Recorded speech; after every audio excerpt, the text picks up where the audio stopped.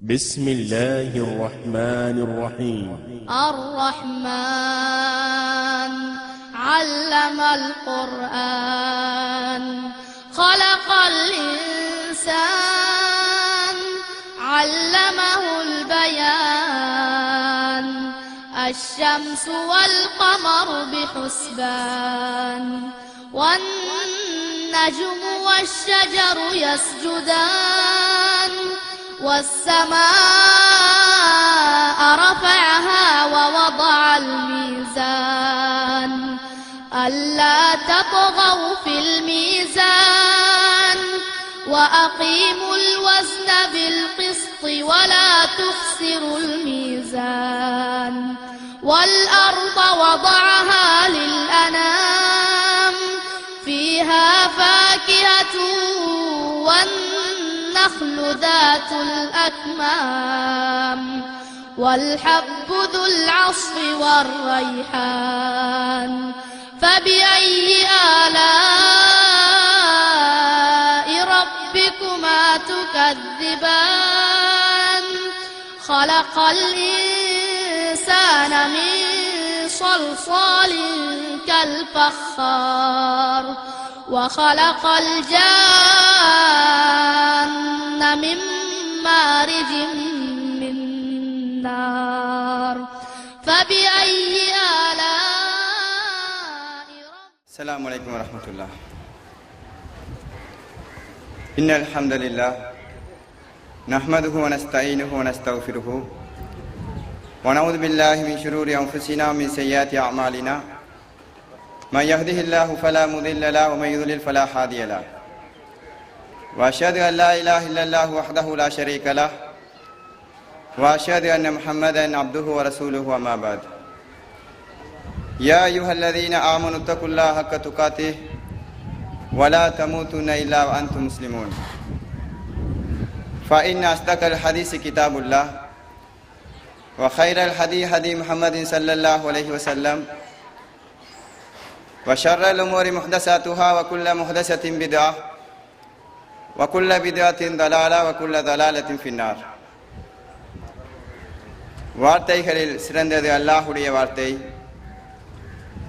வழிகாட்டுதல்களில் சிறந்தது முஹம்மது ஸல்லல்லாஹு அலைஹி வஸல்லம் அவர்களுடைய வழிகாட்டுதல். காரியங்களில் மிக கெட்டது இந்த மார்க்கத்திலே புதிதாக உருவாக்கக்கூடியவைகள். அவ்வாறு உருவாக்கப்படும் எல்லா புதிய செயற்பாடுகளும் பித்அத்துக்கள்.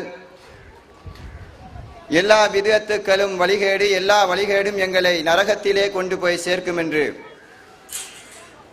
நபிகள் நாயகம் ஸல்லல்லாஹு அலைஹி வஸல்லம் அவர்கள் எதனை அருமை சஹாபா பெருமக்களுக்கு எச்சரிக்கை செய்தார்களோ அதனை உங்களுக்கும் நினைவுபடுத்தியவனாக என்னுடைய உரையை ஆரம்பம் செய்கின்றேன். அன்பார்ந்த இஸ்லாமிய சகோதரர்களே, சகோதரிகளே, தாய்மார்களே, ஸ்ரீலங்கா தௌஹீத் ஜமாத்தினால்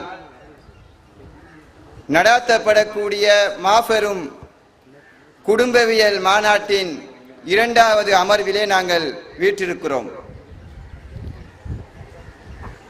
இந்த நல்ல சந்தர்ப்பத்திலே சீதனமும் தவறான சொத்து பங்கீடும் என்ற தலைப்பு எனக்கு வழங்கப்பட்டிருக்கிறது. ஒரு குடும்பவியல் மாநாட்டிலே சீதனம் குறித்தும் தவறான சொத்து பங்கீடு குறித்தும் ஒரு தலைப்பு ஏன் போடப்பட வேண்டும் என்ற ஒரு கேள்வி பலருடைய உள்ளங்களில் எழலாம்.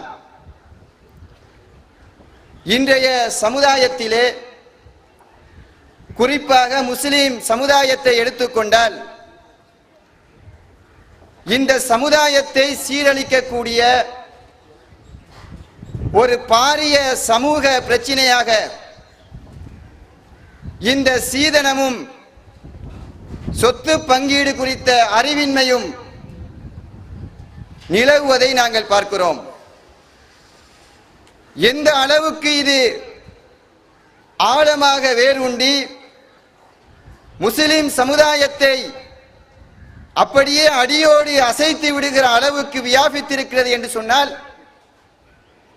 பெரும்பாலான முஸ்லிம் சகோதரர்கள் சீதனம் என்பது அது ஒரு தப்பா, அது ஒரு பாவமா, அது மார்க்கத்தில் தடையா, அதை குறித்து ஒரு தலைப்பு போட வேண்டுமா என்று சிந்திக்கின்ற அளவுக்கு அதன் விபரீதத்தை புரியாமல் இருப்பதை பார்க்கிறோம். இன்னொரு புறம் சொத்து பங்கீடா, அதை எப்படியும் பிரித்துக் கொள்ளலாமே, என்னுடைய சொத்தை, நான் சம்பாதித்த சொத்தை, என் மகன் இருக்கிறான், என் மகள் இருக்கிறாள், என்னுடைய அருமை செல்வங்கள் இருக்கிறார்கள், அவர்களுக்கு நான் நினைத்த பிரகாரம் அதை பங்கீடு செய்வதில் என்ன தவறு இருக்கிறது என்று எதிர்கேள்வியை எழுப்பி சொத்தை எப்படியும் நாங்கள் பிரித்துக் கொள்ளலாம் என்ற மனோநிலையில் இன்றைய முஸ்லிம் சமுதாயத்தின் 99% மக்கள் இருந்து கொண்டிருப்பதை நாங்கள் பார்க்கிறோம்.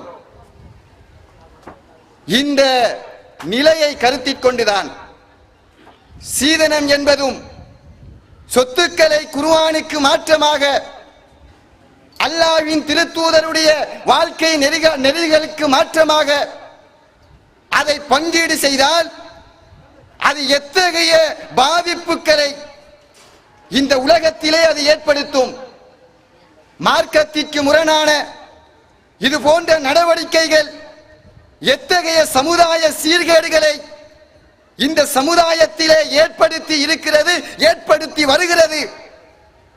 நாளை மறுமையிலே இந்த சீதனமும் தவறான சொத்து பங்கீடும் எங்களை எந்த இடத்திலே கொண்டு போய் நிறுத்தப் போகிறது என்பதையெல்லாம் உணர்ந்து கொள்ள வேண்டும் என்பதற்காகத்தான் அதனுடைய விபரீதத்தை மிக ஆழமாக ஆணியறைந்த போல் எங்கள் உள்ளத்திலே பதிவு செய்ய வேண்டும் என்பதற்காகத்தான் சீதனமும் தவறான சொத்து பங்கீடும் என்ற இந்த தலைப்பு இங்கு தேர்ந்தெடுக்கப்பட்டிருக்கிறது.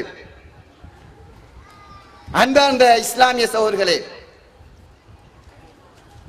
இஸ்லாத்தை பொறுத்தவரைக்கும் இஸ்லாத்திலே ஏராளமான இபாதத்துக்களை திருமறை குர்ஆன் எங்களுக்கு விலாவாரியாக விளங்கப்படுத்துவதை பார்க்கிறோம். அகிமுஸ்ஸலா, நீங்கள் தொழுகையை நிலைநிறுத்துங்கள், நீங்கள் ரமலான் மாதம் அடைந்தால் ஃபமன் ஷஹித மின்கும் ஷஹ்ர ஃபல்யஸூமு, ரமலானை நீங்கள் அடைந்தால் அதிலே நோன்பு நோற்றுக் கொள்ளுங்கள், ஹஜ்ஜுடைய காலத்தை அடைந்தால் ஹஜ் செய்து கொள்ளுங்கள். இப்படியெல்லாம் தொழுமாறும் நோன்பு நோக்குமாறும் இன்ன பிற வணக்க வழிபாடுகளை நிறைவேற்றுமாறும் திருமறை குர்ஆனும் திருத்தூதருடைய வாழ்க்கை நெறிகளும் எங்களுக்கு உணர்த்தி கொண்டிருப்பதை நாங்கள் பார்க்கிறோம். தொழுகையை, நோன்பை, இன்ன பிற இபாதத்துக்களை திருமறை குர்ஆன் சொல்வதை விட, அதை விளங்கப்படுத்தியதை விட, அதன் சட்ட திட்டங்களை எங்களுக்கு எடுத்து சொன்னதை விட இந்த திருமறை குர்ஆன் ஒரு சட்டத்தை எங்களுக்கு ஆழமாக அக்குவேராக எங்களுக்கு விளங்கப்படுத்தி இருப்பதை பார்க்கிறோம். முஸ்லிம் சமுதாயம் அறவே மறந்திருக்கிற முஸ்லிம் சமுதாயம் இப்படி ஒரு சட்டம் இந்த விடயத்தில் திருக்குர்ஆனில் இருக்கிறதா என்று சிந்திக்கின்ற அளவுக்கு முஸ்லிம் சமுதாயம் அசட்டியாக இருக்கக்கூடிய ஒரு பகுதி இஸ்லாத்திலே இருக்கிறது. ஆனால் எந்த பகுதியிலே நாங்கள் கோட்டை விட்டிருக்கிறோமோ, எந்த பகுதியிலே நாங்கள் கரிசனையற்று கிடக்கிறோமோ, எந்த பகுதியினுடைய விளைவுகளை விபரீதங்களை உணராமல் வாழ்ந்து கொண்டிருக்கிறோமோ, அதை குறித்து அல்லாஹ் மிக விவரமாக விவரித்து சொல்வதை பார்க்கிறோம். அதுதான் ஃபராயில் என்று சொல்லக்கூடிய அல்லது வராசத் என்று சொல்லக்கூடிய சொத்து பங்கீடு. எங்களுடைய சொத்துக்களை நாங்கள் சம்பாதித்த அந்த காணியா இருக்கலாம், வளவா இருக்கலாம், ஏனைய சொத்து பத்துக்களா இருக்கலாம், இவற்றையெல்லாம் எப்படி விநியோகிப்பது, வாரிசுகளுக்கு மத்தியிலே எப்படி அதை பங்கு வைப்பது, எப்படி அதை பிரித்து கொடுப்பது என்ற சமாச்சாரம் கிடக்கிறது. இதை போன்று விரிவாக சொல்லப்பட்ட ஒரு சட்டம் இஸ்லாத்திலே இல்லை. எந்த எந்த இடத்திலே மனித சமுதாயம் பிரச்சனைகளை சந்திப்பார்களோ, எந்த இடத்திலே முஸ்லிம் சமுதாயம் சமுதாய சீர்கேடுகளை சந்திக்குமோ, அந்த இடத்தை பார்த்து அல்லாஹ் விவரமாக அந்த விடயத்தை சொல்லி இருப்பதை பார்க்கிறோம். எந்த அளவுக்கு என்று சொன்னால், திருமறை குர்ஆனிலே அல்லாஹ் தஆலா சொல்லி காட்டுகிறான், இந்த சொத்து பங்கீடு என்பது அதை எப்படி பிரிக்க வேண்டும் என்ற அந்த விவகாரத்தை 4வது அத்தியாயம் 7வது வசனத்திலே அல்லாஹ் தஆலா சொல்லி காட்டுகிறான். லிரிஜாலி நஸீபும் மிம்மா தரக்கல் வாலிதானி வல் அக்ரபூன். உங்களுடைய பெற்றோர்களும் உங்களுடைய நெருங்கிய குடும்ப உறுப்பினர்களும் என்னென்ன சொத்துக்களை எல்லாம் விட்டு விட்டு மரணித்து செல்கிறார்களோ, அந்த சொத்திலே ஆண்களே உங்களுக்கு பங்கு இருக்கிறது. வலின் நிசாய் நஸீபும் மிம்மா தரக்கல் வாலிதானி வல் அக்ரபூன். அதே போன்று உங்களுடைய பெற்றோர்களும் குடும்பத்தினரும் விட்டு மரணித்து சென்ற சொத்திலே பெண்கள் சமுதாயமே உங்களுக்கும் பங்கிருக்கிறது. மிம்மா கல்ல மின்ஹு அவ் கசுர. அவ்வாறு விட்டு செல்கிற சொத்து அது குறைவாக இருந்தாலும் சரி, அது மிக பிரமாண்டமான அளவில் இருந்தாலும் சரி, கொஞ்சமா இருந்தாலும் கோடிக்கணக்கிலே அந்த சொத்துக்களை விட்டு விட்டு மரணித்தாலும், ஆண்களே உங்களுக்கும் பங்கிருக்கிறது, பெண்களே உங்களுக்கும் பங்கிருக்கிறது. நசீபன் மஃப்ரூலா. இது அல்லாஹ் தஆலா விதித்த கட்டளை, இது ரப்புல் ஆலமீனுடைய உத்தரவு என்று திருமறை குர்ஆனிலே அல்லாஹ் எடுத்துச் சொல்வதை பார்க்கிறோம். அப்ப சொத்து பங்கீட்டை பொறுத்த வரைக்கும் அதை நாங்கள் நினைத்த பிரகாரம் பங்கீடு செய்யலாமா? அதை நாங்கள் விரும்பிய பிரகாரம் பிள்ளைகளுக்கு பிரித்து கொடுக்கலாமா என்றால் முடியாது, கூடாது.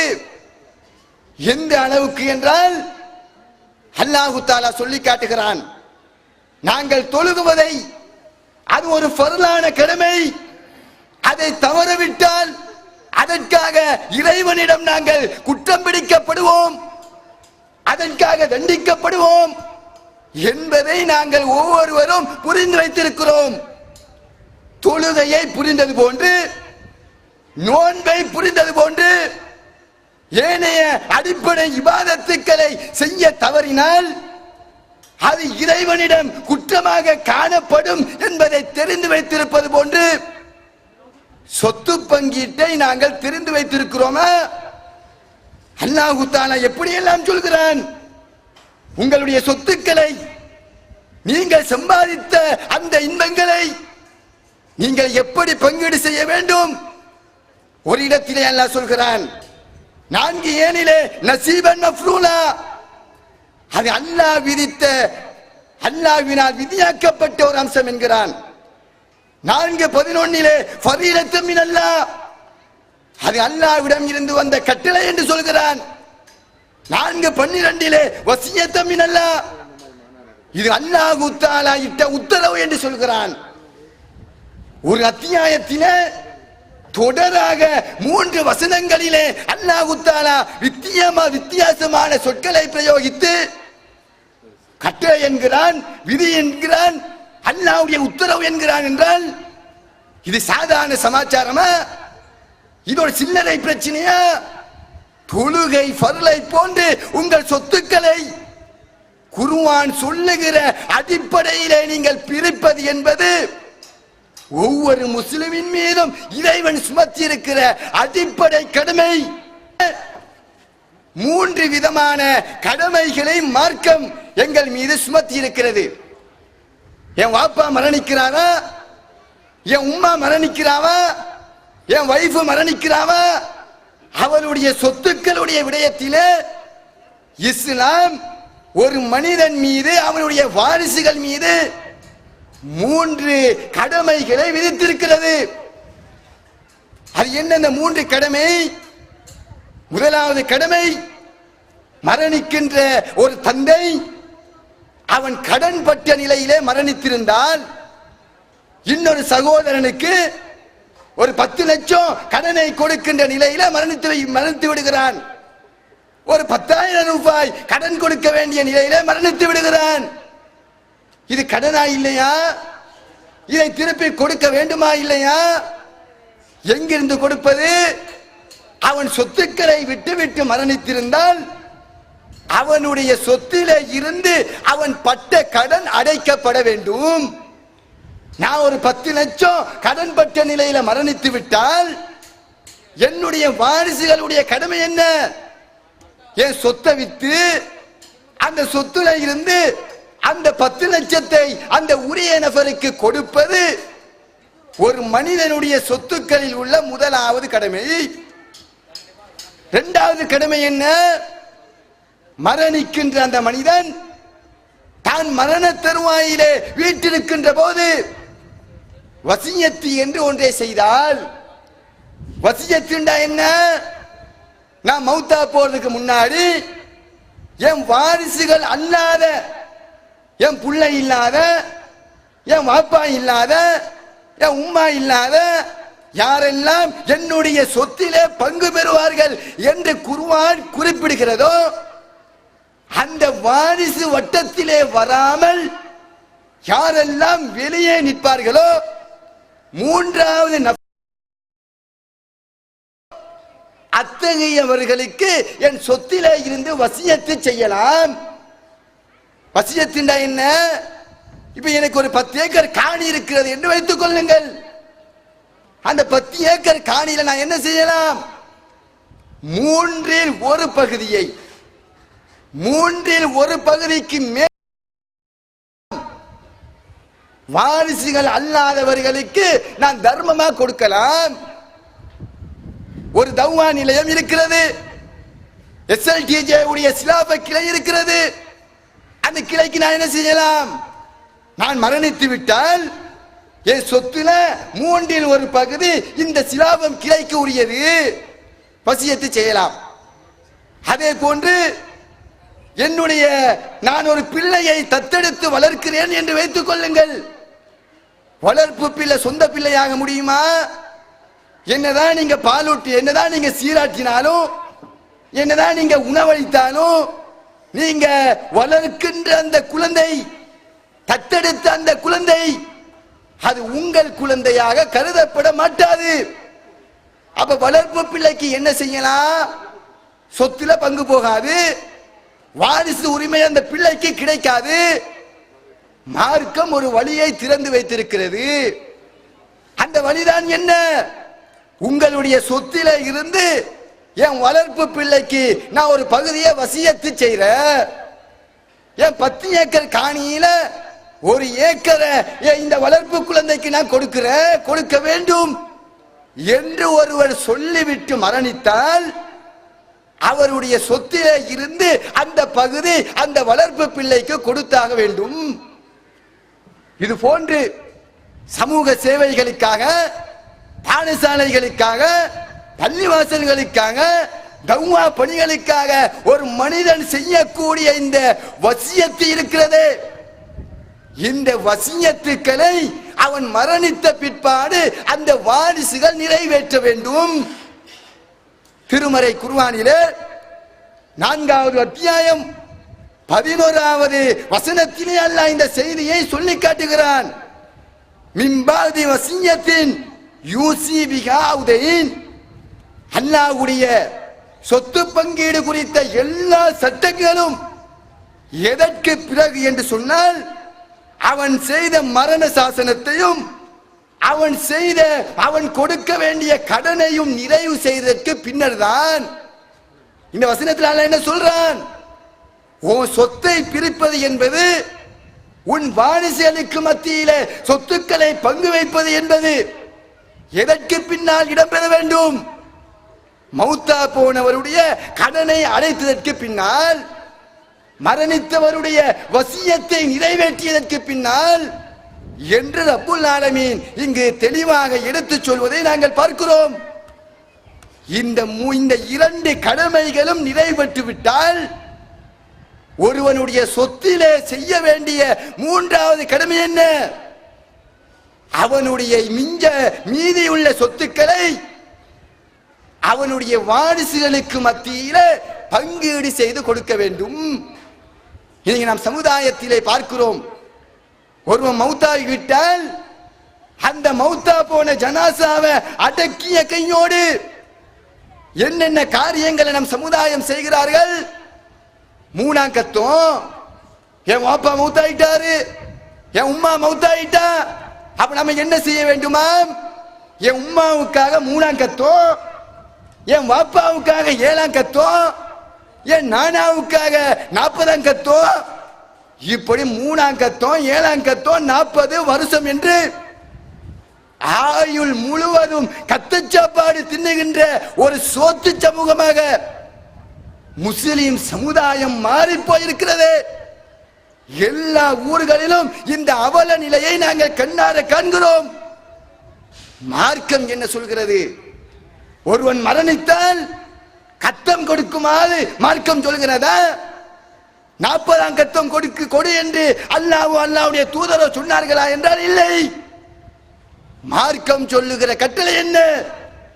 ஒருவன் மரணித்து விட்டால் அவனுடைய கடனும் வசியத்தும் கழிந்ததற்கு பிறகு அவனுடைய வாரிசுகள் எல்லாம் ஒரு இடத்திலே ஒன்று கூடி எங்க வாப்பாட சொத்தை நாங்கள் எல்லாம் பிரித்துக் கொள்வோம். எப்படி பிரித்துக் கொள்வோம்? குர்ஆன் எப்படி எல்லாம் சொல்லி இருக்கிறதோ அந்த அடிப்படையிலே எங்கள் சொத்துக்களை நாங்கள் பிரித்துக் கொள்வோம் என்ற நிலைப்பாட்டை எடுப்பதிருக்கிறது. இதுதான் இஸ்லாம் சொல்லக்கூடிய, இஸ்லாம் வலியுறுத்தக்கூடிய ஒரு அடிப்படையான மூன்றாவது கடமை. இந்த கடமையை இன்று முஸ்லிம் சமுதாயம் செய்கிறார்களா? நாங்கள் இந்த கடமையை செய்து வருகிறோமா? திருமறை குர்ஆனை நீங்கள் புரட்டி பாருங்கள். சொத்துடைய விடயத்திலே அல்லாஹ் தஆலா எப்படியெல்லாம் சட்டங்களை போடுகிறான். அந்த சட்டங்களை, வசனங்களை ஒரு கொள்கைவாதி வாசிக்கின்ற போது எங்களை அறியாமல் அந்த குர்ஆனை நோக்கி எங்கள் உள்ளங்கள் ஈர்க்கப்படுவதை நாங்கள் பார்க்கலாம். இந்த சர்வ உலகத்தையும் படைத்த ரப்புல் ஆலமீனை தவிர வேறு எவனாலும் இத்தகைய ஒரு வழிகாட்டுதலை இந்த உலகத்துக்கு தர முடியாது. அத்தகைய அற்புதமான ஒரு வாழ்க்கை வழிகாட்டுதலை சமுதாயம் அடித்து சின்ன பின்னப்படுகிற சொத்து சமாச்சாரத்திலே இந்த வேதம் தந்திருப்பதை நாங்கள் பார்க்கிறோம். எந்த அளவுக்கு வியாபிக்கிறான், எந்த அளவுக்கு விவரிக்கிறான். திருமறை குர்ஆனை நீங்கள் புரட்டி பாருங்கள். மகனும் மகளும், ஒரு வாப்பா மௌத்தா போறாரா, அந்த தந்தைக்கும் மகனும் மகளும் இருந்தால் 2க்கு 1 என்ற அடிப்படையிலே சொத்துக்களை பிரிக்க வேண்டும் என்று இஸ்லாம் சொல்வதை பார்க்கிறோம். 2க்கு மேற்பட்ட பெண் குழந்தைகள் இருந்தால் 3க்கு 2 என்ற அடிப்படையிலே சொத்துக்களை பிரிக்க வேண்டும் என்று சட்டம் சொல்லி இருப்பதை பார்க்கிறோம். ஒரே ஒரு பெண் மகள் மட்டும் இருந்தால் மொத்த சொத்திலே அரைவாசி அவனுக்குரியது என்று அல்லாஹ் சொல்லி இருப்பதை பார்க்கிறோம். இறந்தவருக்கு தாய் இருந்தால் நம் சமுதாயத்திலே நிறைய பேர் சொத்துக்களை எப்படி பிரிக்கிறோம்? என் ஒட்டுமொத்த சொத்தும் என் மகனுக்கு மட்டும்தான், என் ஒட்டுமொத்த சொத்தும் என் இந்த மகனுக்கு மட்டும்தான் என்று நாங்கள் சொத்துக்களை பிரித்துக் கொண்டிருக்கிறோம். இது நேர்வழியா? இது குர்ஆன் சொல்லக்கூடிய வாழ்க்கை நெறியா என்றால் இல்லை. அல்லாஹ் தஆலா சொல்கிறான், அட உன்னுடைய சொத்திலே உன் மகனுக்கு பங்கிருக்கிறது, உன் மகனுக்கு பங்கிருக்கிறது. உன்னை பெற்றெடுத்து சீராட்டி வளர்த்தாலே உன் அருமை தாய், அந்த தாய்க்கு பங்கிருக்கிறது. உன்னை சிரமத்திற்கு மேல் சிரமப்பட்டு உன்னை வாழ்வாங்கு வாழ வைப்பதற்காக உழைக்கிறானே தந்தை, அந்த தந்தைக்கு பங்கு இருக்கிறது. 6ல் 1 பங்கை தாய்க்கும் தந்தைக்கும் கொடுக்கின்ற வழிகாட்டுதலை தந்த மார்க்கம் இஸ்லாம். யாராவது இப்படி பிரிக்கிறோமா? யாராவது ஒரு மகன் மௌத்தா போனா அந்த சொத்துல உம்மாவுக்கு பங்கு போகிறதா? அந்த சொத்திலே வாப்பாவுக்கு பங்கு கொடுக்கப்படுகிறதா என்றால் இல்லை. வாப்பாவுக்கும் உம்மாவுக்கும் பெற்றோர்களுக்கு இந்த சமுதாயம் சொத்துக்களை கொடுப்பது கிடையாது. கறிவேப்பிலைகளாக அவர்களை பாவித்து விட்டு குப்பை தொட்டியிலே எரிகின்ற ஒரு நிலையை பரவலாக சமுதாயத்திலே எல்லா இடத்திலும் நாங்கள் பார்க்கிறோம். மார்க்கம் அதற்கு மாற்றமான வழிகாட்டுதலை எங்களுக்கு சொல்லி தந்திருப்பதை பார்க்கிறோம். இதுதான் இஸ்லாம் சொல்லக்கூடிய சொத்து பங்கீடு. எந்தெந்த நபருக்கு எத்தனை சதவீதம் சொத்துக்கள் செல்ல வேண்டும் என்ற பட்டியலை தீர்மானிப்பவர்கள் நாங்கள் அல்ல. என் மகனுக்கு எவ்வளவு போக வேண்டும் என்பதை உயிரோடு இருக்கிற போது ஒரு தந்தையால் தீர்மானிக்க முடியாது, கூடாது. சொத்து பங்கீடு என்ற அந்த பிரச்சனையே எப்பொழுது வரும்? சொத்துக்கு உரியவர் மரணித்ததற்கு பிற்பாடுதான். குர்ஆன் சொல்லக்கூடிய சட்டம் என்ன? உன் சொத்தை நீ எப்ப பிரிக்கலாம் சொன்னா, உன் சொத்து எப்ப உன் பிள்ளைக்கு போய் சேரும் என்று சொன்னா, உன் சொத்து எப்ப உம்மாக்கு போய் சேரும் என்று சொன்னா, நீ மௌத்தா போனதற்கு பிறகுதான். சொத்துக்குரியவன் இறந்ததற்கு பிறகுதான் அவன் சம்பாதித்த சொத்துக்கள் வாரிசுகளுக்கு போய் சேர வேண்டும். நசீபும் மிம்மா தரக்கல் வாலிதானி வல்லக்ரபூன். அல்லாஹ் அழுத்தமாக சொல்கிறான், உங்களுடைய பெற்றோர்களும் உங்கள் குடும்பத்தினர்களும் விட்டு சென்ற சொத்து. அப்ப விட்டு சென்ற சொத்துண்டா என்ன?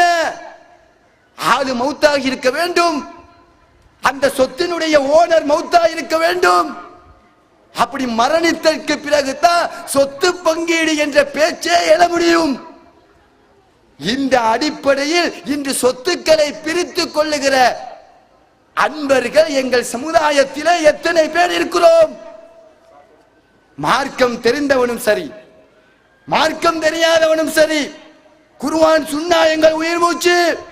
குர்ஆன் சுன்னாவுக்காக எங்கள் உயிரை கூட நாங்கள் துச்சமாக மதிப்போம் என்று எல்லாம் குரல் எழுப்பக்கூடிய கொள்கை கோமான்கள் எல்லாம் இந்த சொத்து பங்கீடு விடயத்திலே சறுக்கி சகதியிலே தத்தளிப்பதை நாங்கள் சமுதாயத்திலே பார்க்கிறோம்.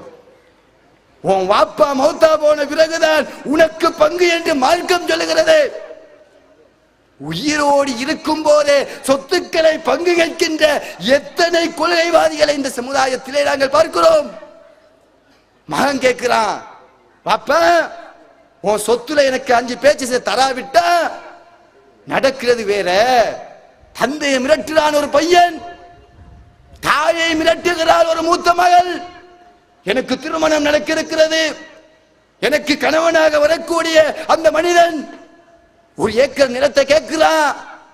அந்த 1 ஏக்கர் நிலம் எனக்கு தந்தாக வேண்டும். ஒரு மகள் கேட்கிறா, இப்படி பிரிக்கலாமா? ஒவ்வொரு பிள்ளையா கேட்கும் போதெல்லாம் சொத்துக்களை நீ எடு நீ எடு நீ எடு என்று கொடுக்கலாமா? இது சொத்து பங்கீடாகுமா என்றால் ஆகாது. இப்படி பிரித்தால் அது குர்ஆனுக்கு மாற்றமான சொத்து பங்கீடு என்று அல் குர்ஆன் தெளிவுபடுத்துவதை நாங்கள் பார்க்கிறோம். குர்ஆனுக்கு மாற்றமாக மரணத்திற்கு பின்னால் பிரிக்கப்பட வேண்டிய சொத்துக்களை உயிரோடு இருக்கும் போதே பெற்றோர்களே, உங்கள் சொத்துக்களை நீங்கள் பிரித்ததனால் இந்த சமுதாயத்திலே ஏற்பட்டுள்ள சமூக அவலங்கள் ஒன்றல்ல ரெண்டல்ல, வார்த்தைகளால் வர்ணிக்க முடியாத அளவுக்கு இந்த இறை கட்டளையை மீறியதனால் இந்த சமுதாயம் இரத்த கண்ணீர் சிந்த வேண்டிய ஒரு நிலைக்கு உள்ளாக்கப்பட்டிருப்பதை நாங்கள் பார்க்கிறோம். முதலாவது பாதிப்பு என்ன?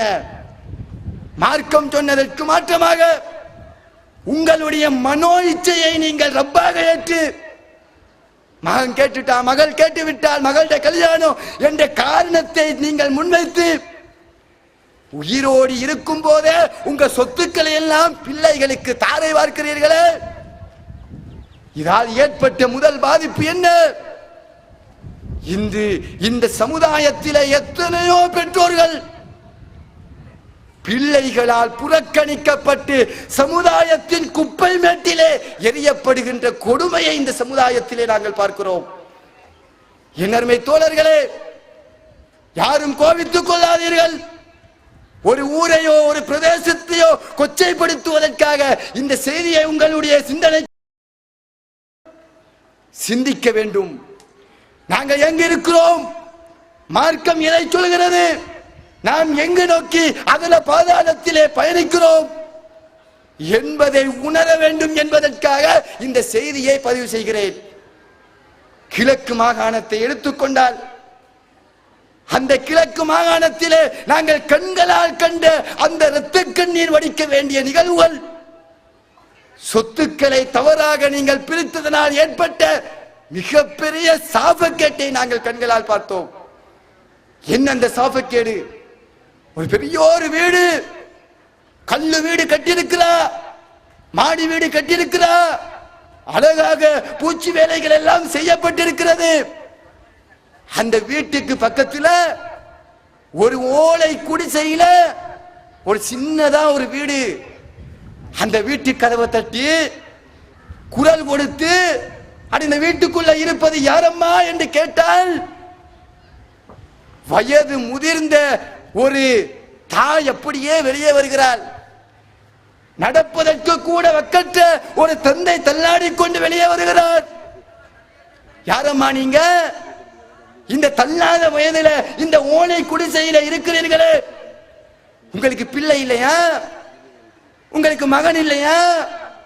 உங்களை பாதுகாக்கக்கூடிய யாருமே இந்த சமுதாயத்தில் கிடையாதா என்று நாங்கள் கேட்கிறோம். அந்த வயோதிப தாயும் தந்தையும் எங்களுக்கு சொன்ன பதில் எங்களை அப்படியே இந்த சமுதாயம் எந்த அளவுக்கு வீழ்ச்சியில இருக்கிறது என்பதை சிந்திக்க உணர்த்தியது. அவர்கள் சொல்லுகிறார்கள், எங்களுக்கு பிள்ளை இருக்கிறா, பக்கத்தில் இருக்கிறதே இதோ இருக்கிறதே கல்வீடு, இதுலதான் என் மக வாழ்கிறா, என் மூத்த மக எங்க வாழ்கிறாள்? இந்த கல்வீட்டிலே என் மூத்த மகள் வாழ்கிறாள். அது எங்களுடைய வீடு, நாங்கள் கட்டிய வீடு. என் மூத்த மகளை திருமணம் செய்து கொடுக்கின்ற போது இந்த வீட்டையும் அவளுடைய பெயருக்கு எழுதி கொடுத்து விட்டோம். அந்த வீட்டை எழுதி கொடுத்து விட்டு இப்பொழுது எங்களுடைய நிலை இந்த ஓலை குடிசை என்று அந்த கண்ணீர் மல்க அந்த தாய் சொல்லுகிறாளே, இது யாரினால் ஏற்பட்ட பாதிப்பு? ஒரு காலத்திலே கோடீஸ்வரர்கள், ஒரு காலத்திலே லட்சாதிபதிகள், ஒரு காலத்திலே ஆகா ஓகோ என்று வாழ்ந்த மனிதர்கள் இன்று தூக்கி குப்பை மேட்டிலே இருக்கிறார்களே. ஒரு வீடு இல்லாம தெருவோர நாயை போன்று அலைக்கழிக்கப்படுகிற ஒரு கேடுகட்ட நிலைக்கு எங்கள் தாய்க்குலமும் பெற்றோர்களும் மாறி இருக்கிறார்கள் என்றால் இது எதனால் ஏற்பட்ட பாதிப்பு? மார்க்கம் சொன்ன வழிகாட்டுதல்களை மறந்ததா இல்லையா? அது உன்னுடைய சொத்து உனக்குரியது. ஒரு தந்தை ஒரு சொத்தை சம்பாதிக்கிறானா, அது ஓ சொத்தப்ப, நீ வியர்வை சிந்தி சம்பாதித்த சொத்தப்ப, அதை முழுக்க முழுக்க அனுபவிக்க கூடிய அந்த அனுமதி உனக்கு மட்டும்தான் சொந்தம். இப்படி சொல்லுகிறது இஸ்லாம். அந்த மார்க்க வழிகாட்டுதலை கால்களுக்கு கீழால் போட்டு மிதித்து விட்டு எங்களுடைய சமுதாயத்தின் பெற்றோர்கள் செய்த மார்க்க துரோக செயல்தான் புள்ளைய கட்டி கொடுக்கிற நேரம் வீட்டையும் எழுதி கொடுப்பது, மகளை கட்டி கொடுக்கிற நேரம் வளவையும் சேர்த்து எழுதி கொடுப்பது இருக்கிறது. இது இஸ்லாம் சொல்லுகிற சொத்து பங்கீடுக்கு மாற்றம். அந்த செயலினால் இன்று கண்கலங்கி நிற்பவர்கள் எங்கள் பெற்றோர்கள் தான். இந்த சமுதாயத்திலே பார்க்கிறோம், சில பெற்றோர்களை பார்த்தால் எங்கள் நெஞ்சு பொறுக்க முடியாத அளவுக்கு அப்படியே தொண்டைக்குள் ஏதோ அழுத்திக் கொண்டிருக்கின்ற உணர்வை நாங்கள் உணர்கிறோம். சில பெற்றோர்களை சமுதாயத்திலே சந்தித்தால் ஒரு பெற்றோருக்கு 4 குழந்தைகள் என்று வைத்துக் கொள்ளுங்கள், ஒரு 3 குழந்தைகள் இருக்கிறார்கள் என்று வைத்துக் கொள்ளுங்கள். அந்த தாயும் தந்தையும் ஒவ்வொரு வாரமும் ஒவ்வொரு பிள்ளையுடைய வீட்டிலே போய் தங்குகிறார்கள். ஒரு காலத்திலே பெரும் பெரும் கோடீஸ்வரர்களாக பெயர் பெற்ற பெற்றோர், ஜாம் ஜாம் என்று வாழ்ந்தவர்கள், இன்று நிலை என்ன?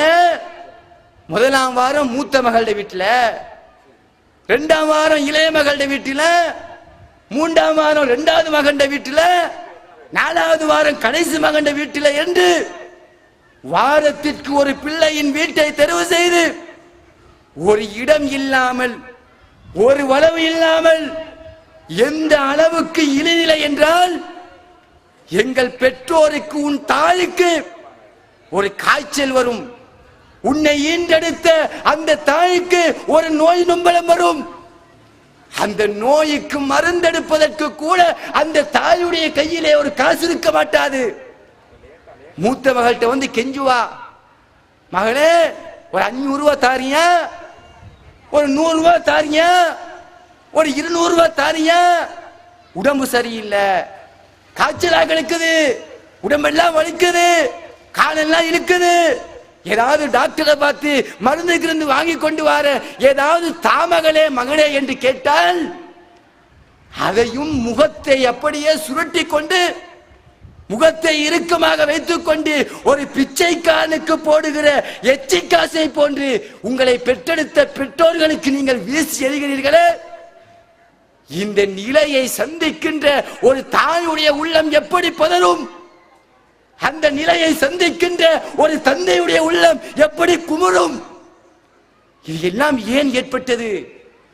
ஒரு தாய்க்கும் தந்தைக்கும் இந்த இழிநிலை ஏன் வந்தது? ரப்புல் ஆலமீனுடைய ஒரே ஒரு கட்டளையை மீறியதா இல்லையா? மார்க்கம் சொன்ன அடிப்படையில உன் சொத்தை நீ பிரிச்சிருந்தா, உன் கண்ணுக்கு பிறகுதான் என் மகனுக்கு சொத்து என்ற அந்த குர்ஆனிய சட்டத்தை அமல்படுத்தி இருந்தால் இந்த நிலை உனக்கு வந்திருக்குமா? இந்த இழிநிலை உனக்கு உருவாகி இருக்குமா என்றால் உருவாகி இருக்காது. இன்னும் பார்க்கிறோம், தவறான சொத்து பங்கீடுகளினால் சமுதாயத்திலே புற்றீசல்கள் போன்று அதிகரித்து வருகின்ற குற்றச்சாட்டுகளை பார்க்கிறோம். எப்படியெல்லாம் உருவாகிறது? இன்று இந்த நாட்டிலே முதியோர் இல்லங்கள் அப்படியே நாளுக்கு நாள் பெருக்கெடுத்து வருவதை பார்க்கிறோம். ஒவ்வொரு இடங்களிலும், ஒவ்வொரு ஊர்களிலும் மூளைக்கு மூளை இந்த முதியோர் இல்லங்கள் அதிகரிக்கின்றன. அந்த இல்லங்களிலே தஞ்சமடைகின்றவர்கள் யார்? அந்த முதியோர் இல்லங்களிலே பராமரிப்பு இல்லாமல் பிள்ளைகளால் தூக்கி எறியப்பட்டவர்கள் யார்? ஒன்றுமில்லாத பிச்சைக்காரர்களா? ஒன்றுமே இல்லாத கையாலாகாத மனிதர்களா என்றால் கிடையாது. அப்ப இப்படியெல்லாம் முதியோர் இல்லங்களிலே முடங்கி கிடக்கக்கூடிய இந்த பெற்றோர்கள் யார் என்று பார்த்தால், பிள்ளைகளும் குட்டிகளும் இருக்கக்கூடியவர்கள், சொத்துக்களும் பத்துக்களும் அவர்களுக்கு இருந்தவர்கள். அந்த நிலையில் இருந்த பெற்றோர்கள் இன்று முதியோர் இல்லத்திலே முடங்குகிறார்கள் என்றால், பிள்ளைகளுக்கு சொத்துக்களை எழுதி கொடுக்கிறார்கள், திருமணத்தின் போது தாரை வார்த்து கொடுக்கிறார்கள். ஒரு மாப்பிள்ளை வந்ததற்கு பிறகு, ஒரு மருமகள் வந்ததற்கு பிறகு, இந்த கிழவனால கடுமையா எங்களுக்கு பிரச்சனையா இருக்குது, இந்த கிழவியால எங்க வீட்டில நிம்மதியை இழந்து போகுது, இந்த கிழவியை, இந்த கிழவனை ஏதாவது ஒரு முதியோர் இல்லத்தில் போட்டு விட்டால்தான் எங்களுக்கு நிம்மதி, நாங்க ஜாலியா இருக்கலாம் என்று நினைத்து கொண்டு ஒரு பிள்ளை, ஒரு பெற்றோரை முதியோர் இல்லத்திலே சேர்க்கிறான் என்றால், இந்த நிலைக்கு எல்லாம் காரணம் உன் சொத்தை நீ பிரித்து கொடுத்ததா இல்லையா? உனக்கு என்று சொத்து இருந்திருந்தா, உனக்கு என்று உன்னுடைய அந்த சம்பாதித்தவைகள் கையில இருந்திருந்தால் உன் மகன் இப்படி செய்வாவா? உன்னுடைய மகன் இப்படி நடப்பானா? உன்னை தூக்கி எறிந்து விட்டு சமுதாயத்திலே நடைபெறுவானா என்றால் இல்லை. இந்த முதியோர் இல்லங்களின் உருவாக்கத்தின் பின்னணியிலே இந்த சொத்து பங்கீடு ஒரு பிரதானமான ஒரு சமூக காரணியாக இருப்பதை நாங்கள் பார்க்கிறோம். இது மட்டுமா? தவறான சொத்து பங்கீட்டினால் ஏற்பட்ட சமூக விபரீதங்கள் இது மட்டுமா? இல்லை சகோதரர்களே, இன்னும் ஒரு உள்ளத்தை சாராய் பிழியக்கூடிய ஒரு சமூக கொடுமை இந்த சொத்து பங்கீட்டினால் நடந்து கொண்டிருப்பதை நாங்கள் பார்க்கிறோம். ஒரு வாப்பாவுக்கு ஒரு 3 பிள்ளை என்று வைத்துக் கொள்ளுங்கள். மூத்தது 2 பொம்பளை பிள்ளை, 3வது ஆம்பளை பிள்ளை என்று சொன்னா மூத்த மகளுக்கு திருமண பேச்சு அடிபடும். வரன் தேடுகிற அந்த காரியத்தில் ஈடுபடுவார்கள். கட்ட போற மாப்பிள்ள கேட்பா, என்ன உடு தருவியா வளவு தருவியா என்று கேட்பான். பாப்பா என்ன செய்வாரு, மூத்த மகளை திருமணம் செய்யும் போது அப்படியே மூத்த மகளுக்கு இருக்கிற ஒரே வீடு, அந்த வீட்டில தான் பாப்பா இருக்கிறான், உம்மா இருக்கிறா, 2 பொம்பளை புள்ள இருக்குது, ஒரு ஆம்பளை புள்ள இருக்கிறா. அந்த ஒரே ஒரு வீட்டை முற்று முழுதாக மூத்த மகளினுடைய பேரிலே எழுதி கொடுக்கின்ற ஒரு நிலையை சமுதாயத்திலே பார்க்கிறோமா இல்லையா? மூத்த மகளுக்கு சொத்தை கொடுத்தா அவ கல்யாணம் கட்டி போய் விடுவாள். 2வது ஒரு மகள் இருக்கிறாளா இல்லையா? அவளை கரை சேர்க்க வேண்டுமா இல்லையா? அந்த வாப்பாவா முடியாது. அந்த வாப்பாவுடைய உடம்பிலே தெம்பு கிடையாது. அந்த முடுக்கம், அந்த வலுவான தோள்கள் அந்த தந்தைக்கு கிடையாது. வயோதிபத்திலே அவர் தள்ளாடுகிறார். 2வது மகளை நான் எப்படி கரை சேர்ப்பேன்? என் 2வது மகளை எப்ப எவண்ட கையில நான் சேர்த்து கொடுப்பேன்? அந்த கவலையிலே கிடந்து கண்ணீர் வடிக்கிறார் ஒரு பெற்றோர். கடைசி மகன் யோசிக்கிறான், இந்த நாட்டில இருந்து, இந்த இலங்கை தேசத்திலே இருந்து சம்பாதிப்பதனால், கூலி வேலை நாட்கூலிக்கு வேலை செய்வதனால் என் தங்கச்சியை என் தாத்தாவை கரை சேர்க்க முடியாது, அவளுக்கு சொத்து பத்தை வாங்கி கொடுக்க முடியாது. அவ என்ன செய்யலாம்? நான் வெளிநாட்டுக்கு போவோம். எங்கு போகிறான்? ஒரு இளைஞன், 20 வயதை ஒத்த ஒரு இளைஞன், எந்த கட்டத்திலே மத்திய கிழக்கு நாடுகள் என்றும் ஐரோப்பிய தேசங்கள் என்றும் செல்வதற்கு எப்பொழுது பெரும்பாலான இளைஞர்கள் முடிவெடுக்கிறார்கள் என்றால், வீட்டு சூழல், அந்த வீட்டிலே தேங்கி கிடக்கிற அந்த தங்கச்சியினுடைய வாழ்க்கையை நினைத்து, அந்த நினைவினால் அப்படியே கூனி குறுகி நிற்கிற தன் பெற்றோரினுடைய அவலத்தை நினைத்து ஒரு இளைஞன் முடிவெடுக்கிறான், போவோம். தாயை பிரிந்து, தந்தையை பிரிந்து, என் உறவுகளை பிரிந்து, என் நண்பர்களை பிரிந்து, நான் ஓடி திரிந்த இந்த தேசத்து மண்ணை பிரிந்து அரபு தேசத்திற்கு போவோம், ஐரோப்பிய நாடுகளுக்கு போவோம். அங்கு போய் என்ன செய்கிறான்? ஏசியில இருக்கிறானா? அங்கு சொகுசாக வாழ்கிறானா? இல்லை சகோதரர்களே. இலங்கையினுடைய இப்பொழுது அடிக்கின்ற இந்த கொளுத்துகிற வெயிலில் கூட உங்களால் இருக்க முடியாத நிலையை நாங்கள் அவதானிக்கிறோம். ஏன் ஃபேன் கேட்கிறீங்க? என்னதுக்கு பெண்கள் பகுதியில் ஃபேன் எல்லாம் குறைவா இருக்கு புகார் வருகிறது? முடியவில்லை. அந்த அளவுக்கு வெயிலுடைய உஷ்ணம். இது போன்ற உஷ்ணம் தான் மத்திய கிழக்கு நாடுகளிலே வீசுகிறதா? அனல் காற்று, கொளுத்துகிற வெயில். அந்த வெயிலுக்கு மத்தியில இந்த தேசத்து இளைஞன் சென்று உழைக்கிறான் என்றால், சில வருடங்களுக்கு முன்னால் சவுதி அரேபியாவினுடைய ரமலான் காலத்தினுடைய வீடியோ ஒரு கிளிப், அப்படியே வீதியோரத்திலே இருக்கின்ற கலர் லைட், அந்த சிக்னல் லைட் எல்லாம் உஷ்ணத்தினால் உருகி வடிகிற காட்சி பேஸ்புக் போன்ற முகநூட்களிலே நீங்கள் பார்த்திருப்பீர்கள். அந்த அளவுக்கு ஒரு கடுமையான வெயில் அடிக்கின்ற ஒரு இடம்தான் மத்திய கிழக்கு தேசம். அந்த வெயிலுக்கு மத்தியிலே எங்கள் இளைஞன் உழைக்கிறான். எத்தனை காலம்? 5 வருஷம், 10 வருஷம், 15 வருஷம் என்று உழைக்கிறான் என்றால், தன் வாலிபத்தை இழந்து, தன் வாழ்க்கையின் அந்த வசந்தமான காலத்தை எல்லாம் துளைத்து மறந்து ஒரு இளைஞன் உழைக்கிறான் என்றால் எதற்காக? என் தங்கச்சியை கரை சேர்க்க வேண்டும் என்ற ஒரே எண்ணம். 10 வருஷம் சிரமப்பட்டு அப்படியே சேர்த்த பணத்தை வைத்து தன் 2வது தங்கச்சி அப்படியே ஒரு ஆண்மகன் கரை சேர்க்கிறான். மீண்டும் உழைக்கிறான். தாத்தாவை கரை சேர்த்து விட்டாச்சு, தங்கச்சியையும் கரை சேர்த்து விட்டாச்சு. அடுத்தது நான் தான். நான் வாழ்வதற்கு என்று ஒரு வீடு வேணுமா இல்லையா? எனக்கு என்று ஒரு இடம் இருக்க வேண்டுமா இல்லையா? உழைக்க முற்படுகிறான். முடியவில்லை. 30 வயது தாண்டி விடுகிறது. 35 வயது தாண்டி விடுகிறது. அந்த நேரத்தில் தான் ஒரு ஆண்மகன் முடிவெடுக்கிறான், இதற்கு மேல காலம் தாழ்த்த முடியாது. 30 வயசுக்கு மேல 35 வயசுக்கு மேல இன்னும் இந்த கொளுத்துகிற வெயிலில் உழைக்கின்ற தெம்பு எனக்கு இல்லை, நானும் வாழ வேண்டுமா இல்லையா? என்ன செய்யலாம்?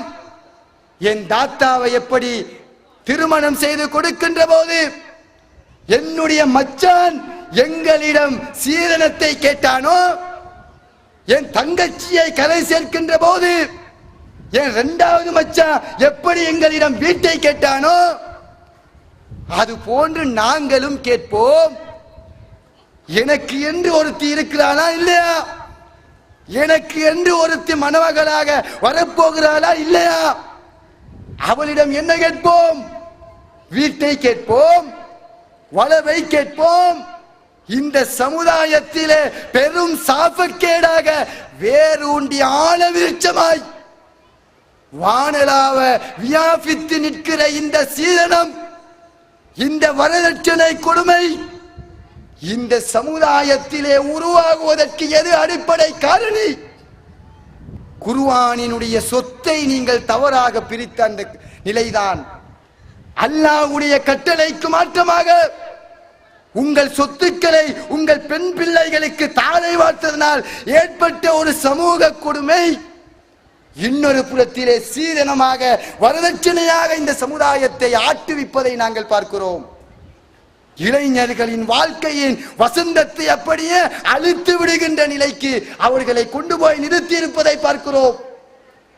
இது மார்க்கத்திற்கு முரணாக சொத்துக்களை பிரித்ததனால் ஏற்பட்ட ஒரு விளைவு இல்லையா? அது மட்டுமா? சொத்துக்களை தவறாக பிரிப்பதனால் ஏற்படுகிற இன்னும் மிகப்பெரிய கொடுமை என்ன? ஒரு இளைஞனுடைய வயது அதிகரிக்கிறது, 30, 35 என்று அதிகரிக்கின்ற போது வாழ்வதற்கு வீடில்லை, திருமணம் செய்வதற்கு வக்கில்லாத ஒரு நிலையை ஒரு ஆண்மகன் அடைகின்ற போது என்ன செய்கிறான்? வேலி பாய ஆரம்பிக்கிறான். இந்த சமுதாயத்திலே ஏராளமான இளைஞர்கள் தவறான முறைகேடான வழிகளிலே தங்கள் பாலியல் வேட்கைகளை தீர்த்துக் கொள்வதற்கு முயற்சிக்கிறார்கள் என்றால் அதற்கு பல காரணிகள் இருக்கலாம். அந்த பல காரணிகளில் பிரதானமான காரணி எது?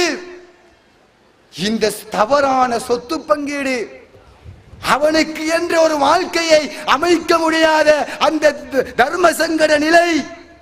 சொத்தும் இல்ல, அதை கொடுத்து ஒரு மனைவியை வாழ வைப்பதற்கு மனைவியும் இல்லாத நிலையில ஒரு இளைஞன் விலை மாதர்களை நோக்கி நாடுகின்ற அந்த துர்ப்பாக்கிய நிலை இந்த சமுதாயத்திலே ஏற்பட்டிருக்கிறதா இல்லையா?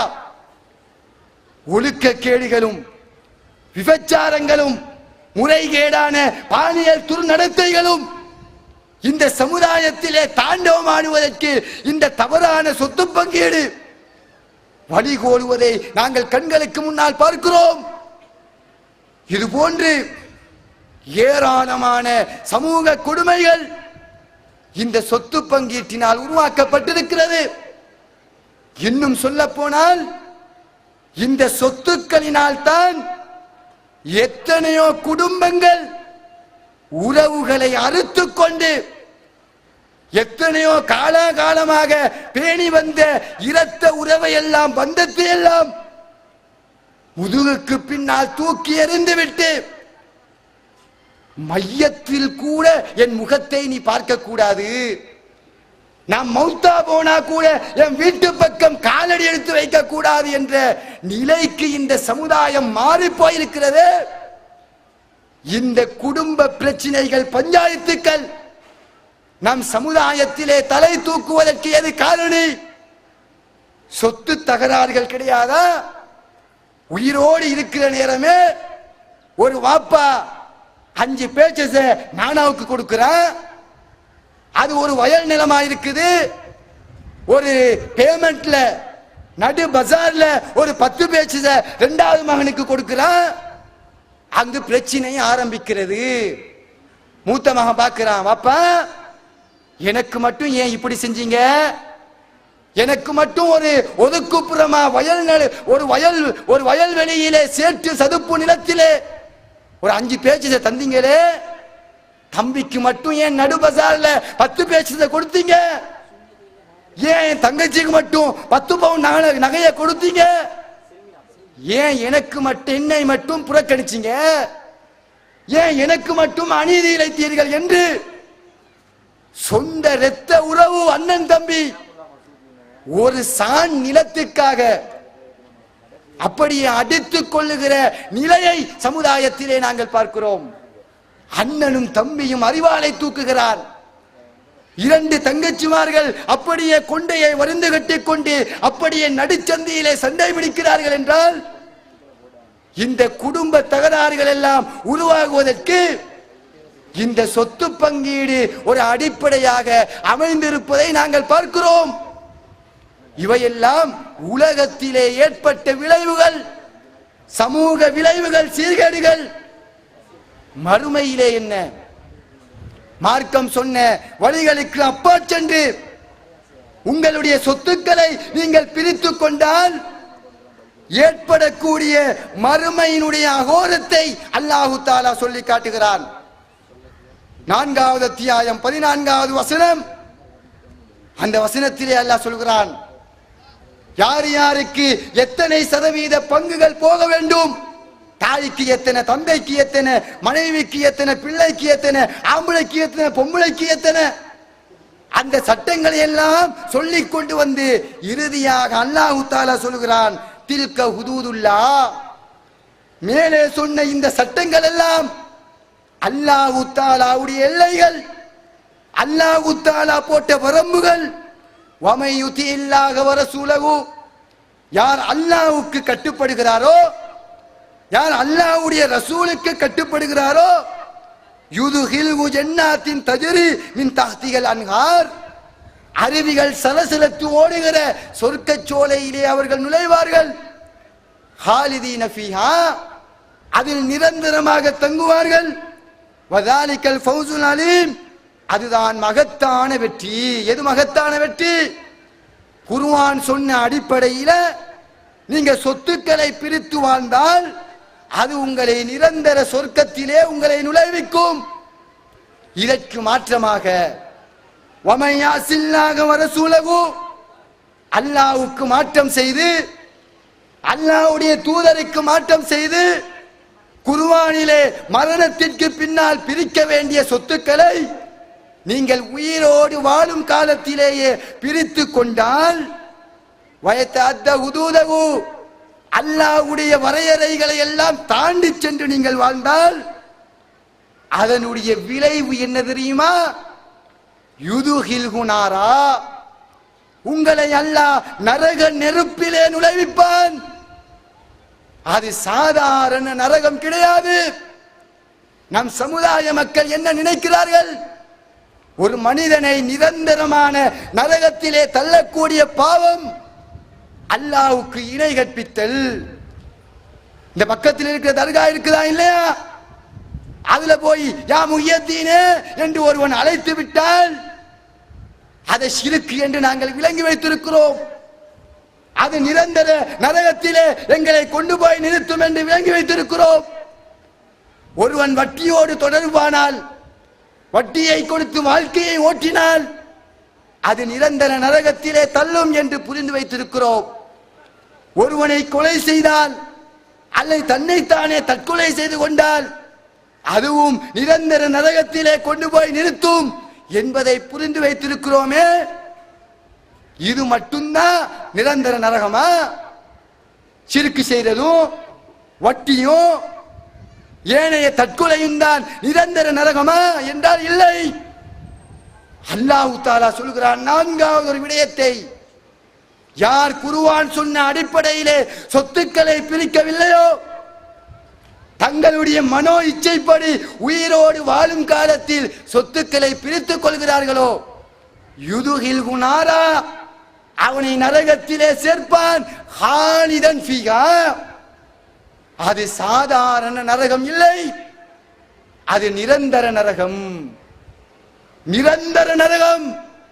சொர்க்கத்தை நீங்கள் கற்பனையில் கூட நினைத்து பார்க்க முடியாத நரகம். அத்தகைய ஒரு நிரந்தர நரகத்திலே ஒரு மனிதனை தள்ளக்கூடிய சமூக கொடுமைதான் உங்கள் சொத்துக்களை நீங்கள் உயிரோடு இருக்கும் போதே பிள்ளைகளுக்கு பிரித்து கொடுப்பது. அப்ப எவ்வளவு ஒரு பெரிய உலக நோக்கத்தில் பார்த்தாலும் சமூக விளைவுகள், மார்க்க கோணத்தில் சிந்தித்தாலும் நிரந்தர நரகத்தை பெற்றுத்தரக்கூடிய ஒரு மிகப்பெரிய ஒரு பாவத்தை நாங்கள் எவ்வளவு சாதாரணமாக செய்து கொண்டிருக்கிறோம். இதை பாவம் என்று நாங்கள் உணர்ந்திருக்கிறோமா? ஒவ்வொரு தோழர்களும் ஒவ்வொரு சகோதரிகளும் உங்கள் நெஞ்சிலே கைவர்த்தி கேட்டு பாருங்கள். நீங்கள் தற்போது வாழுகிற அந்த வீடு இந்த குர்ஆன் சொன்ன அடிப்படையில் தான் உங்களை வந்தடைந்ததா? நீங்கள் பெற்றிருக்கக்கூடிய காணி பூமி மார்க்கம் சொன்ன அடிப்படையில் பிரிக்கப்பட்டுதான் உங்கள் கையிலே வந்து சேர்ந்திருக்கிறதா என்றால் இல்லை. 99% மார்க்கத்திற்கு முரணாக சொத்து பங்கீடுகளினால் வந்து சேர்ந்த முறைகேடான சொத்தில் தான் இந்த முஸ்லிம் சமுதாயம் வாழ்ந்து கொண்டிருக்கிறது. அல்லாஹ்வை நாங்கள் பயந்து கொள்ள வேண்டும். யாரெல்லாம் மார்க்கத்திற்கு முரணாக சொத்துக்களை பெற்றிருக்கிறீர்களோ அத்தகைய பிள்ளைகள் உங்கள் பெற்றோருக்கு அந்த சொத்துக்களை திருப்பி கொடுங்க. அல்லாஹ் எதை நிரந்தர நரகம் என்று சொல்கிறானோ அந்த நரகத்துக்குரிய சொத்து எனக்கு வேண்டாம். என் சொத்தை நீங்களே வைத்துக் கொள்ளுங்கள். உங்களுடைய வஃபாத்திற்கு பின்னால் அல்லாஹ் சொன்ன அடிப்படையிலே அந்த சொத்தை நான் பெற்றுக் கொள்கிறேன் இன்ஷா அல்லாஹ் என்ற முடிவை ஒவ்வொரு பிள்ளையும் எடுக்க வேண்டும்.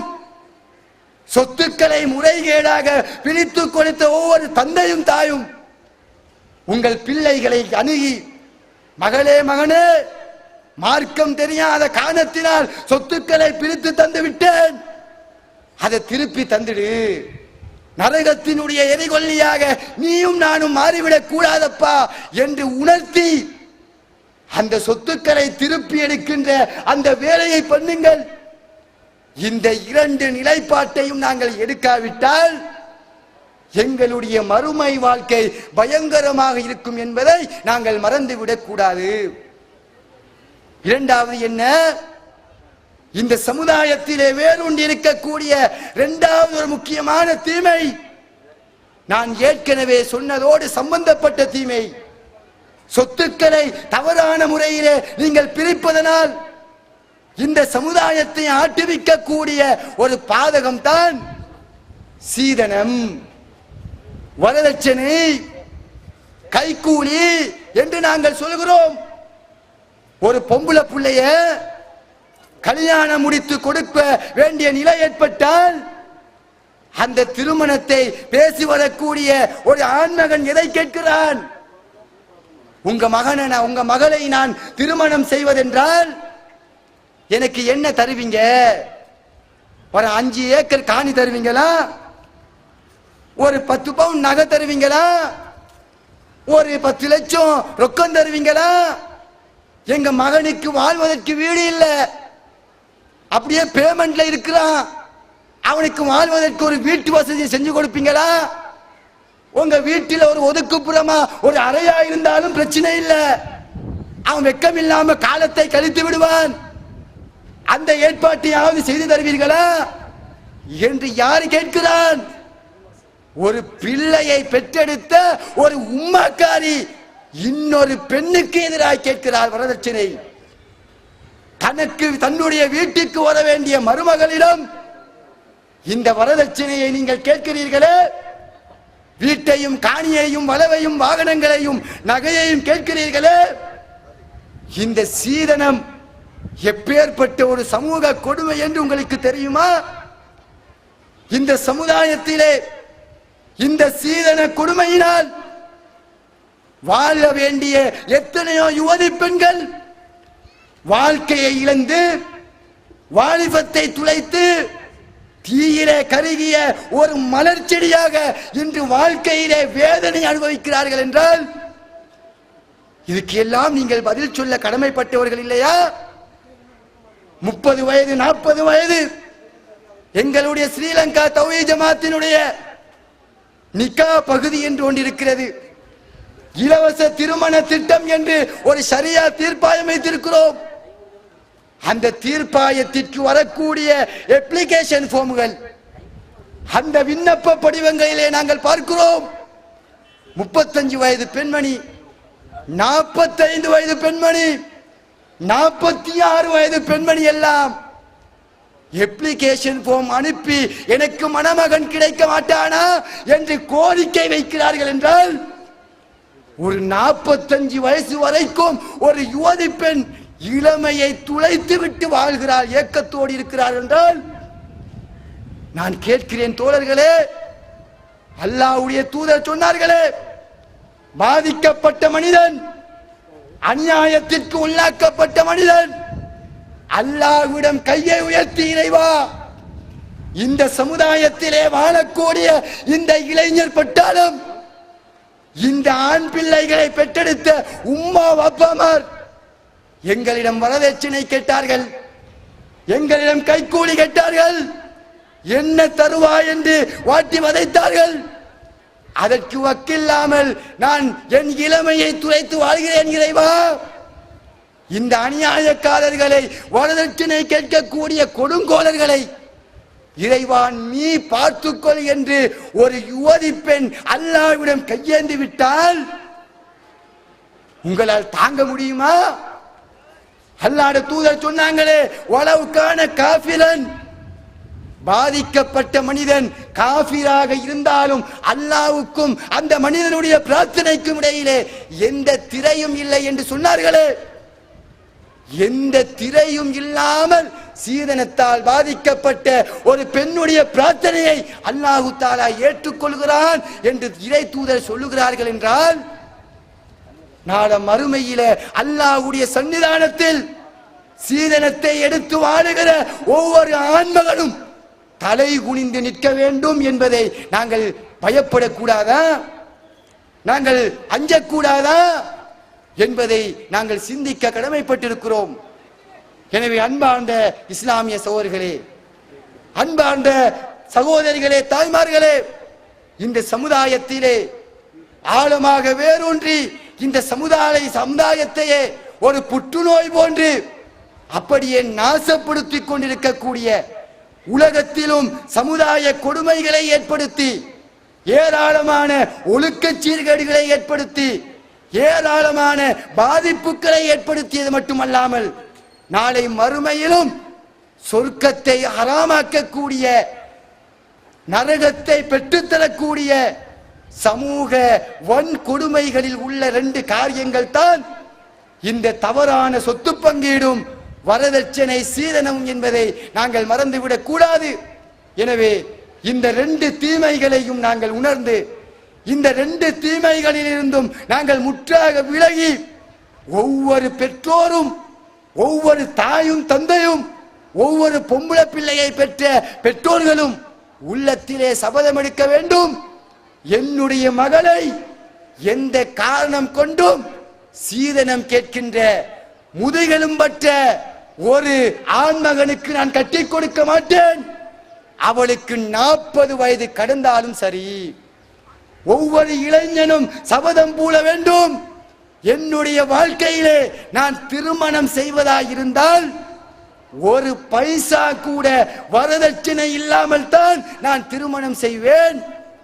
இந்த 2 நிலைப்பாட்டையும் ஆண்களும் பெண்களும் எடுத்தால் மட்டும்தான் இந்த சமுதாய சீரழிவை நாங்கள் தடுக்கலாம். இந்த சமுதாயத்திலே மார்க்க அடிப்படையிலே ஒரு குடும்பத்தை உருவாக்கலாம்.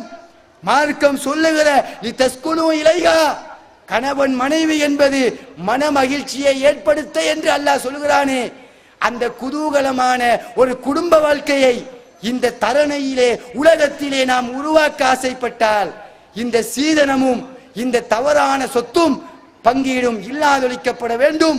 அத்தகைய ஒரு நிலையை உருவாக்குவதற்குண்டான அறிவாற்றலையும் ஈமானிய பலத்தையும் அல்லாஹு தஆலா நம் அனைவருக்கும் தந்தல்வானாக. வாஹிர் தஅவானா அல்ஹம்துலில்லாஹி ரப்பில் ஆலமீன். வஸ்ஸலாமு அலைக்கும் வரஹ்மத்துல்லாஹி வபரகாத்துஹு.